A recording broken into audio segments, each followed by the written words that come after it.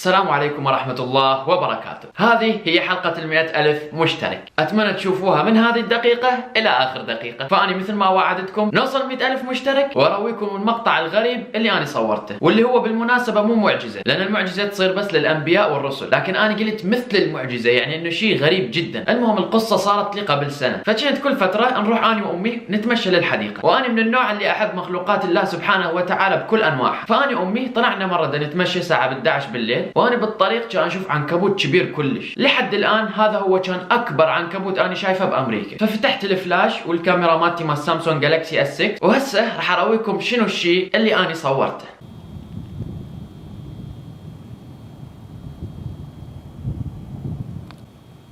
سبحان الله، شنو هذا؟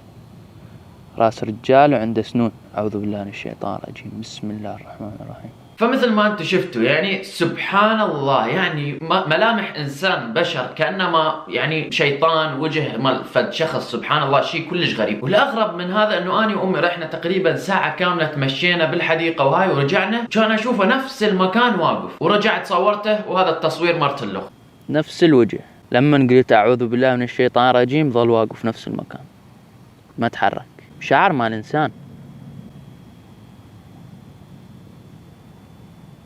فيا الله ايش قد تعجبت وقتها، وايش قد تفكرت بخلق الله سبحانه وتعالى، وايش قد يعني ما اقدر ما اعرف احكي، والله ما اعرف احكي. اما هسه خلينا نجي للشغله الثانيه اللي قلت لكم عليها لما اوصل ل 100,000 ارويكم اياها. اللي احب اقول لكم اياه انه بهذه الدنيا ماكو شيء اسمه مستحيل، واللي دائما يخاف الله سبحانه وتعالى ماكو شيء بهالدنيا راح يصير مستحيل قدامه، ويقدر يحقق كل شيء يريده. قبل اكثر من سنه انا كتبت بدفتري هذا اللي اكتب بيه كل الافكار وكل الاشياء المهمه، كتبت بيه اهداف لسنه 2016، يعني اريد اسويها ب 2016، اللي هي بدء تجارتي، بدء الجامعه، اليوتيوب 100,000، تايكواندو. الحمد لله بالتجارة إذا تتذكرون بعت أكثر من 20 مايك، وربحت يعني ما شاء الله لا قوة إلا بالله هواية فلوس، وهاي بالفلوجات القديمة كلش إذا تتذكروها. والجامعة الحمد لله أنا بادي بيها ودا أتقدم شوية شوية، وهذا هو اللي كتبته، واعذروني خطي سيء جدا جدا جدا وبس هاي. لكن كمعلومة سمعتها قريتها إنه على أساس اللي خطهم مو زين بالعكس هذول أذكى من الخطهم زين، لأنه يكون عقلهم يريد يسجل الأشياء بسرعة، وهاي بس يعني أكيد اكو ناس بالعكس هم زباله خطهم مو زين وهم اغبياء، بس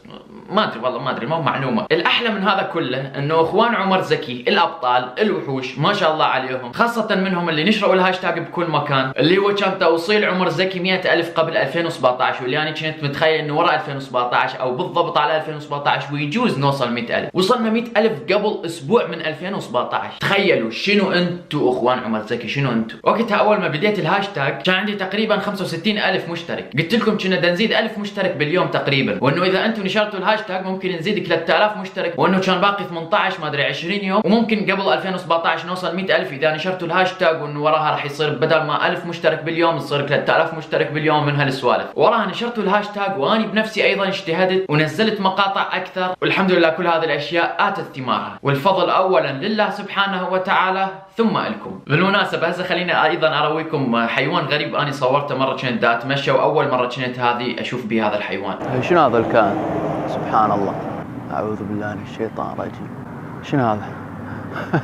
طبعا للاسف هم انا نسيت اسم هذا الحيوان، اللي يتذكره يقدر يكتب لنا اياه جوا بالتعليق. هذا الحيوان موجود بدنا هوايه بامريكا، يصير مثل الجرذ بس كبير كلش وغريب وما يخاف وحركته بطيئه، والله شيء يعني سبحان الله. هنا بامريكا اكو حيوانات واشياء غريبه عجيبه. بالمناسبه انا اليوم رجل اختي اسمه عبد الرحمن الريزلي، كنت رايح ببيت اختي وكان يفاجئني بكيكه 100,000 مشترك، فشكرا كل الشكر لك. يعني انا كلش افرح لما اشوف من اهلي ناس يفرحوا لي، يعني قرايبي فرحانين انه عمر وصل 100,000 مشترك، مو مثل باقي قرايبي الله يحفظهم. بس بالمناسبة 99% من قرايبي حول العالم كله، وقرايب قرايبي وقرايب قرايبي كلهم يتابعوني على اليوتيوب ويسوون نفسهم انه ما نباوع فيديوهاتك، انت منو؟ لا احنا ما نعرف انت منو. والمشكلة انه تصير لي مشاكل هواية من القرايب، يعني مثلا حكيت ويا بنية او سويت شيء رأسا تجي الاتصالات على امي من الصبح، اقول لك هاي ابنك اشو نزل مقطع هيك قال ما ادري ايش، والله ما تصدقون المشاكل والشغلات اللي تصير من القرايب، لا اله الا الله. لكن الحمد لله انا متعود انه ما اهتم لاي كلام وما اهتم لاي شيء، اني نفسي اصنع نفسي بنفسي، اعتمادي فقط على الله سبحانه وتعالى وغير امعه، يعني اللي يسوون الناس ما اسوي مثلهم، انا اذا شفته صحيح اللي سووه اي اسويه، لكن اذا شيء غلط وحتى لو العالم كله يسويه انا ما راح اسويه. وان شاء الله عبر الايام وعبر الفلوجات وعبر الحلقات وعلى القناه الثانيه والثالثه وهوايه اشياء راح تصيرون تعرفوني اكثر واكثر، وانا محضر لكم مفاجات يا ابو مفاجات باذن الله تعالى. بعدني لحد الان في بدايتي فقط على اليوتيوب، وعلى مود ايضا اثبت لكم انه انا مخطط انه اشتغل على اليوتيوب من قبل سنتين يمكن. هذا مقطع من الانستغرام مالتي اول ما جيت لامريكا انا كنت مسوي. السلام عليكم. ان شاء الله مقاطع الجايه حتكون على اليوتيوب، وان شاء الله المقاطع الحلوه مميزه احاول ارفعها على الانستغرام على الصفحات المشهوره.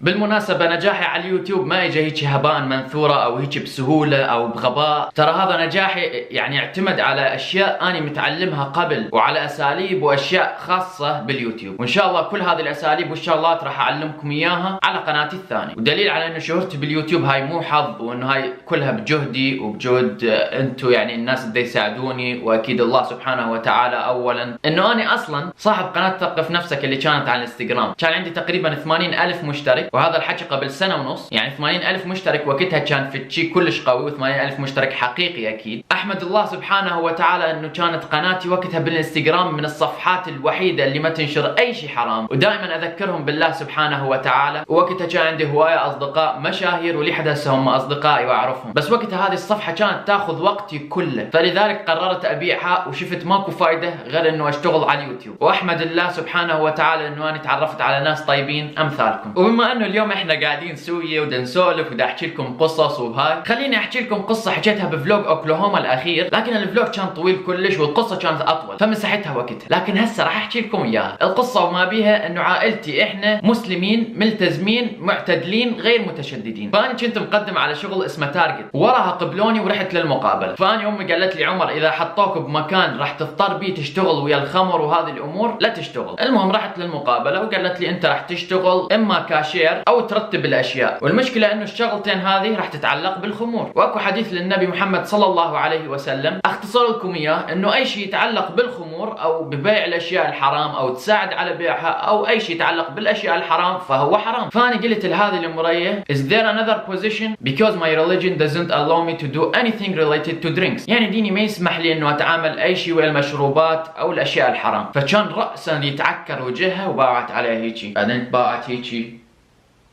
كان تقول لي I think this job is not suitable for you. أنا أعرف دائما إنه من ترك شيئا لله عوضه الله خيرا منه، بل إنه ملايين يعوضك ملايين خيرا منه. وهذا الشيء والله ثم والله أنا مجربه خلال حياتي مئات المرات، ولو أحكي لكم على قصص لا تعد ولا توصف صارت وياي وبحياتي ما راح تصدقوني. المهم ما أطول عليكم أبد، سبحان الله هذا الحكي قبل شهر ونص تقريبا. المهم شوفوا شلون الله سبحانه وتعالى عوضني وجتني فلوس مال شغل يمكن 5 أشهر. واللي يحب يعرف بعض القصص، بس بعض القصص الغريبة العجيبة من التوفيق من الله سبحانه وتعالى اللي صارت لي بأمريكا أو أول ما جيت أمريكا، يدخل الانستغرام مالتي يشوف هذه الصورة أنا جواها كتبت يعني اكثر الاشياء الغريبه او التوفيقات من الله سبحانه وتعالى اللي صارت لي اول ما جيت لامريكا. وانا عمر زكي عندنا تحدي جديد، التحدي هذا انه نوصل 200,000 مشترك قبل شهر فبراير. يعني هسه احنا بشهر ديسمبر وعندنا شهر جانيوري كامل، يعني من اليوم عندنا تقريبا 33 يوم باذن الله تعالى احنا نقدر خلالها نجيب 200,000 مشترك وبزياده، مثل ما جبنا 100,000 وبزياده. والهاشتاج الجديد هو توصيل عمر زكي 200,000 مشترك قبل شهر فبراير. اخوان عمر زكي التوجذر، اريدكم الى حد ما نوصل 200,000 مشترك تنشرون هذا الهاشتاج بكل مكان. وتذكروا انه هذه القناه هي قناتكم ايضا، وتذكروا انه في اليوم ان شاء الله انا راح ازوركم كلكم ببلدانكم كلكم، وتذكروا انه انا احب اقدم لكم افضل وانظف الاشياء، ودائما هدفي انه اسعدكم واحاول ارسم البسمه على وجوهكم، او يعني احاول انصحكم، احاول انه افيدكم بكل طريقه اقدر عليه. ما اقول غير الله يرزق كل شخص ينشر هذا الهاشتاج فرحه وسعاده مو طبيعيه، هيك فرحه وسعاده تغمره، يعني هيك شكو شيء تحلم بيه، بلاي ستيشن، طياره، لابتوب، ان شاء الله يجيك، لانك انت قاعد تساعدني، انت قاعد تسعدني، فاني